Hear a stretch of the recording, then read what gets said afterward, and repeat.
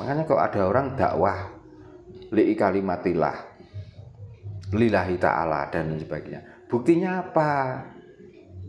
Sebelum pentas saja sudah ditarif. Alasannya dengan syiar. Nah makanya.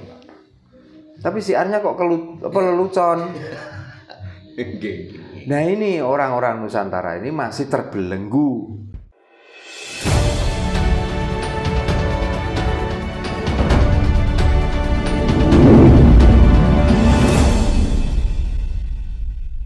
Kalau sudah disebut kiai, berarti karena ki kalau menurut bahasa Nusantara itu orang tua, bener-bener orang tua.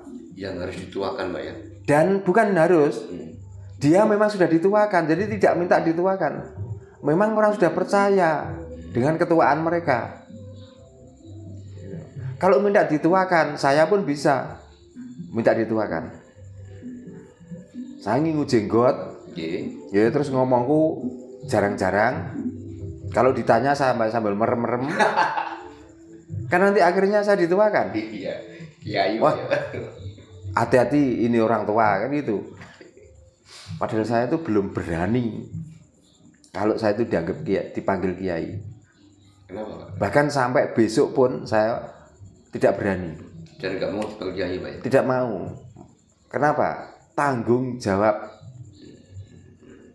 Bukan di akhirat, di dunia ini bertanggung jawab penuh. Karena sepuh artinya itu menuakan. Jadi kalau orang tua tidak bisa membimbing orang menjadi benar, membimbing orang menjadi sepuh, akhirnya sepah. Sepah artinya sampah.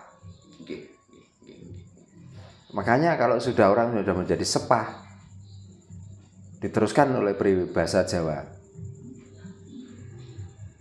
Bahasane kaya ampas kelapa. Jadi tuwas berabas kaya ampas, ngadu kalo sak isine. Akhirnya karena kebanyakan orang memanggil tua dan dituakan, maka dia berbuat apa saja dianggap sah karena dia sudah tahu pintu tobat. Makanya tidak sedikit muridnya sing digasak.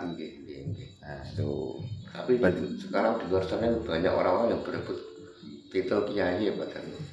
Nah memang dengan memakai titel kiai atau memamerkan kemahiran atau kelihan cara sekarang itu yang paling mudah itu kan agama toh. Betul. Makanya banyak orang itu berlomba-lomba untuk menceritakan tentang agama itu. Karena apa? Ternyata dengan menyampaikan itu untungnya banyak. Itu loh. Dengan pandai belajar buku nanti disampaikan ke orang. Nanti ini sudah rata-rata disampaikan. Mencari lagi bahasa-bahasa yang masih tersimpan untuk disampaikan lagi. Supaya apa? Supaya kita lebih dianggap pintar, lebih dianggap berilmu, lebih dianggap apa ya? Kekiaiannya tingkat tinggi. Nah dari itu semuanya ternyata itu mendapatkan keuntungan yang sangat luar biasa. Maka karena sekarang kerja itu ya agak sulit. Kalaupun kerja itu harus kepanasan, harus kehujanan, itu pun gajinya gak seberapa. Tapi dengan pentas di atas panggung cukup 2 jam itu sudah paling lama. 1 jam dengan lelucon yang kita sampaikan, dengan kata-kata hujatan yang kita sampaikan, dengan kata-kata sindiran yang kita sampaikan, banyak yang ngetawain, gajinya berapa? Dibanding kuli batu, dibanding kuli cangkul. Makanya kalau sekarang tuh banyak orang yang berlomba-lomba untuk menjadi seorang kiai, padahal bukan kiai. Ya menjadi ulama tapi bukan orang yang benar-benar berilmu tentang ketuhanan. Yang diharapkan, yang dikejar adalah keuntungan dari itu semua. Makanya kalau ada orang yang seperti itu, tidak semata-mata mencari keuntungan, kepengen tahu orangnya, rumahnya kayak apa, mobilnya kayak apa. Makanya kok ada orang dakwah li'i kalimatillah, lillahi ta'ala dan sebagainya. Buktinya apa? Sebelum pentas saja sudah ditarif. alasannya dengan syiar. Nah makanya, tapi syiarnya kok lelucon. Nah ini orang-orang Nusantara ini masih terbelenggu dari itu, makanya sulit untuk disadarkan. Coba orang Nusantara ini sudah sadar dengan Jawa, karena Jawa itu bukan identitas, Jawa itu bukan suku, Jawa itu perilaku orang yang sudah menemukan kebenaran. Jadi mau siapapun orangnya, dia sudah menemukan laku kebenaran. Itu orang Jawa. Karena Jawa itu bener, Jawa itu beneh. Jawa itu ngerti artinya. Sama dengan mau orang manapun, di saat sudah melakukan syariat agama, terutama agama Islam, itu bisa dibilang Muslim. Jadi Muslim itu bukan identitas. Muslim itu juga bukan suku. Muslim adalah pelaku budaya dari agama tertentu yang diikuti. Jawa pun juga begitu sebenarnya. Jadi Jawa tidak harus berpakaian lurik, Jawa tidak harus pakai blangkon, Jawa tidak harus nyengkelit keris. Bukan itu. Kalau itu semua identitas, cuman Jawa yang sebenarnya sudah memahami tentang apa makna dari hidup dan bagaimana kita itu cara hidup bersama tetangga, bersama teman, bernegara ini.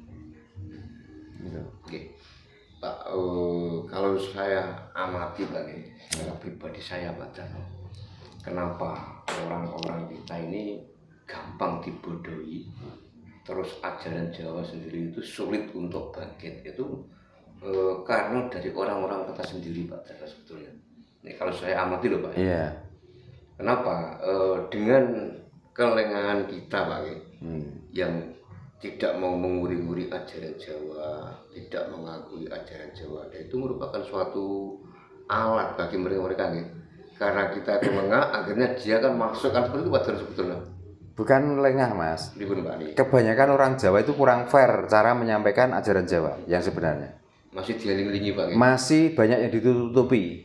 Karena apa? Kebanyakan orang yang belajar ilmu Jawa belum sampai nyampe titik klimaknya tentang ajaran Jawa itu, sudah berhenti dan sudah berani menjadi guru.